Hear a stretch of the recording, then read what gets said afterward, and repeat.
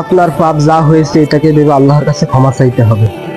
পাপ করেছি বলে পূর্ণ করতে পারবো না, এটাও কিন্তু শয়তানের একটা ধোঁকা। হ্যাঁ, আমি তো কেবল ডান্স থেকে আসছি, আমি কেন নামাজ পড়বো? আমি তো কেবল জুয়া খেলে আসছি, আমি কেন নামাজ পড়বো? আমি তো কেবল মদ খেয়ে আসছি, আমি কেন নামাজ পড়বো?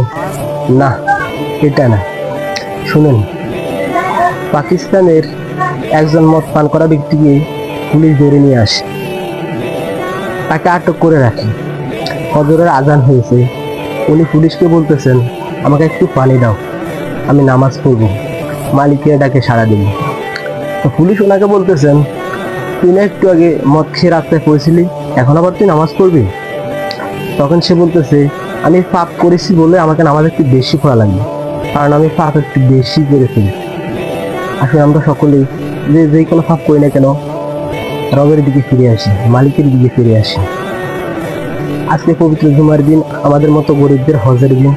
কে কে আজকে জুমার নামাজটা আদায় করেছেন, কমেন্ট বক্সে জুম্মা মোবারক বলে যাবেন।